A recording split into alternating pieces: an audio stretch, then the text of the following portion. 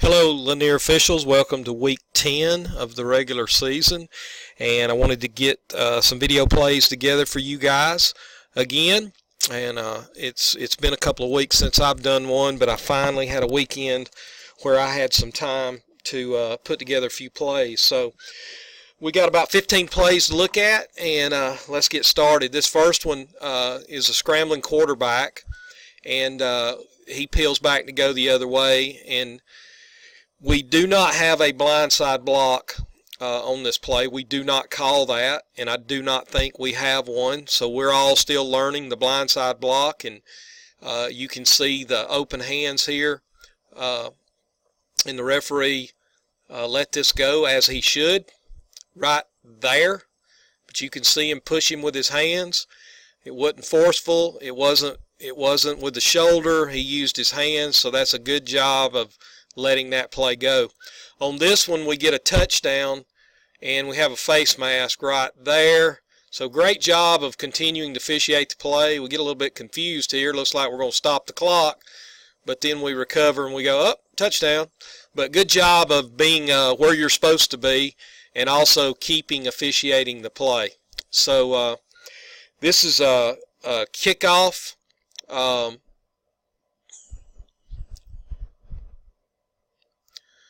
And on this one, our deep judge, remember deep judges, we can't give up our cushion. We've got the goal line, and when we let this guy get this close to us, within 7 yards, we're in trouble. So we don't want to give up our cushion. If he'd have broke this on down the field, we would have been in trouble. We're way too close right there. So deep judges, remember, don't give up your cushion on those kickoff returns, especially if we have a long one like that. We've got encroachment here. You can see that the defensive player is on the white line right here. It also looks like the offensive player may be on the white line as well. And in the neutral zone, we have to remember the neutral zone is a dead ball foul. So this play should have never happened. Once the ball is in the center's got his hand on the ball, the neutral zone is established, and nobody should be in the neutral zone. We let this play snap. We drop our flag right here, and we keep officiating, and we have an incomplete pass. And now we're going to go tell our referee that we had a dead ball encroachment, and we want to blow that dead when we have it. We got a DPI right here. I just don't think there's enough here for defensive pass interference. It doesn't meet the criteria. You can see the ball's getting there about the same time the receiver does. That's just not big enough to be a defensive pass interference. Let's back that up, look again. This is a fourth down play. Big play in the early in the game. This keeps the drive alive, and there's just not enough there to be DPI. The defender's getting there about the time the ball is. So let's make them big. Let's see, play 35. We don't want to give up our goal line right here. We're in position where we need to be, but we come off of it. One other thing, I would probably make these guys clear out. We've obviously got to have our box man there, but these three right here, let's go ahead and clear them out of the way, because if you have to back up, you're going to be bumping into people. And a good rule of thumb for ball boys and things like that is tell them, hey, I don't want anybody inside the 10-yard line. Have them take a knee up here at the 10. But we're on our goal line, and see, we're backpedaling into the end zone a little bit. Now we're giving up the goal line. The ball's caught. We do a good job of getting the out-of-bounds spot there. But if we'd have had a dive at the pylon and he didn't get on the sidelines, we probably need to be on the goal line there. We have a false start on this play. And again, remember, this guy's on the line. That makes everybody inside here, if they've got their hand on the ground, they can't bring it off the ground. So right here, we have a false start. And we should be blowing that dead. Our line judge should be blowing this dead. This is a dead ball foul. getting some air on it, stopping the clock, and he does blow it dead. Took him a second to think what he saw there, but that was a good call. It's a good no call on this play.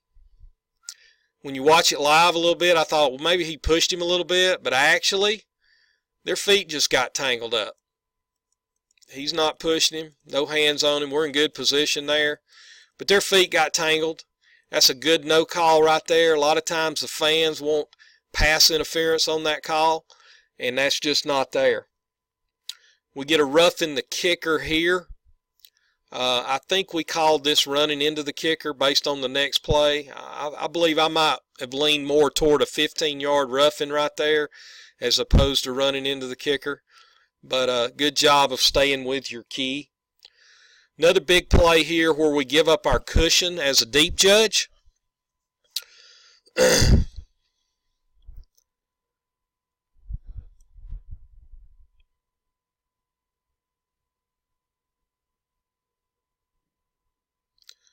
Pass is gone, and we're in trouble already because he's within 6 or 8 yards of us. Ain't no point in backpedaling. We got to turn around and run because now we're beat. And he's going to get to the goal line, and if this Elbert County player could have caught him, and it could have been bad. So deep judges, don't give up your cushion. This is another game here from this week, and great job by the crew on this play. We got a tip pass. Watch our umpire give the tip pass signal.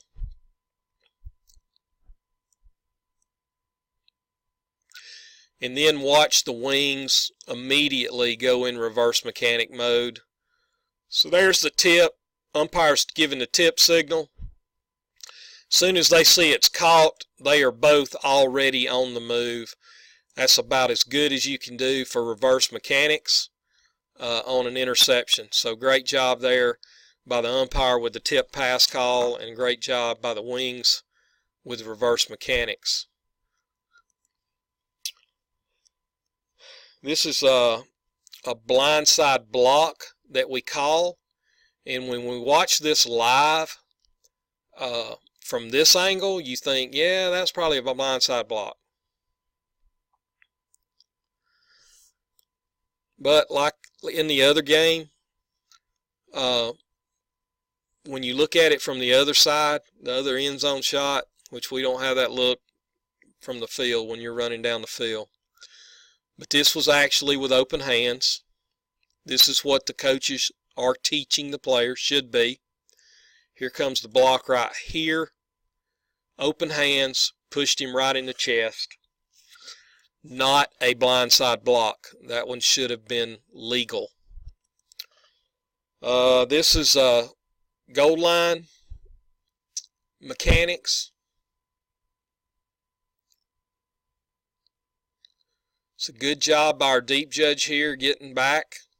He's out of bounds where he needs to be. There's a dive at the goal line. He's in position, but he also saw him step on the line, and you can see that from this angle right here.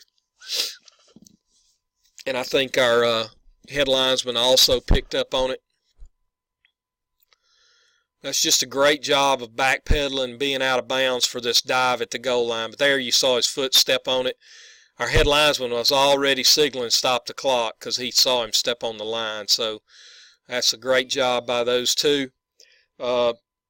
This play's a tough play. I think we cover this about as good as we can. We're on the 11, so our deep judges are supposed to be on the goal line. If you see the back of the end line threatened, it's okay to move off the goal line.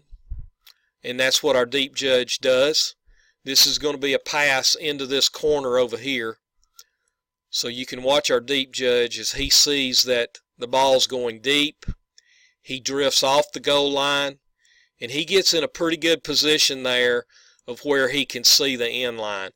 If we had a 7-man crew with a back judge, we would have a guy standing right here that's looking right down this line. But honestly, that's about as good a job as the deep judge could do. In a perfect world, you'd want to get back to this corner, but that's going to be difficult to do even for the best guy. So the best thing to do is move the way he did. Don't be running where your eyes are bouncing up and down, and get to a position where you can see if he gets a foot in bounds or not, and that's what we do there, and we rule touchdown, and that's a great job, about as good as you can do. And here's another angle of that play.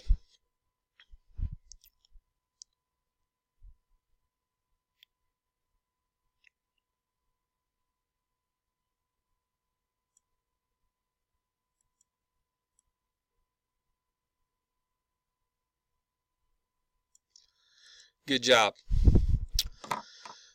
This one, this last play, we kind of look like replacement refs right here. If y'all remember back to the Thursday night or Monday night game, the last game those guys worked, this happened to be the last play of the game.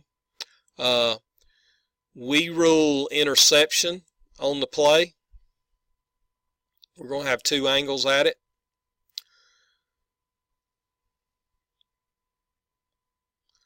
Thrown back across the field.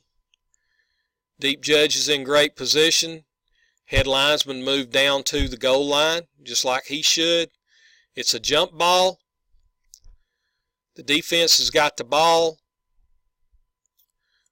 We go up with a touchdown signal, but then we correct it by pointing that the ball's going over. But here's where we look a little bit confused right here, and I think as a crew, if any of us were in this situation, then probably the best thing to do is get together and talk about it. This was the last play of the game, but imagine if this would have been, you know, during the game in a real close game. You can see right here on this angle, our deep judge is going to signal incomplete. And we just look confused right here.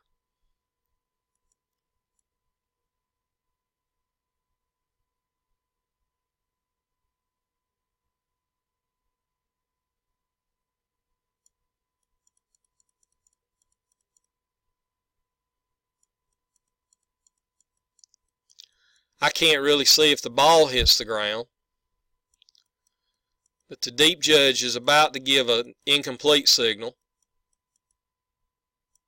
right there, and then we're signaling going the other way. So these guys probably need to get together, and because if you saw the ball on the ground and this guy picked it up off the ground, then we do have an incomplete pass. But it looks like you relented to let our head linesman make the call there. So anyway, good job this week. You know, it's week 10, and every game is important. They're all important now. A lot of playoff spots are on the line. A lot of wins are on the line for some teams, just trying to get a win. So let's give championship effort this week as we go out, and let's watch film. I noticed on Huddle, not a lot of guys are watching film, and some of you are spending a great deal of time watching film. So let's get on Huddle. Let's watch our film. But I'm going to post this video. You'll see it on RefTown like I have the others. I also came across another one from another association in another state that I thought was excellent, and I'm going to post that on RefTown as well. And it's very short, about 5 minutes. So, 15-20 minutes, you can watch them both. Also, our ballot to elect our assigner is now online on RefTown. If you are certified and approved, you are eligible to vote, and I'll show you where that is on the screen right here. If you log in on RefTown and you're certified or approved, you're going to see a ballot located somewhere right in here, and just click on it, place your vote, hit submit, confirm your choices, and you're done. So that'll be open for a week, and we need everyone that is eligible to vote to go vote. Again, Danny Zemer and Andrew Howell are the two that are running for assigner. Thank you. I hope you guys have a great week.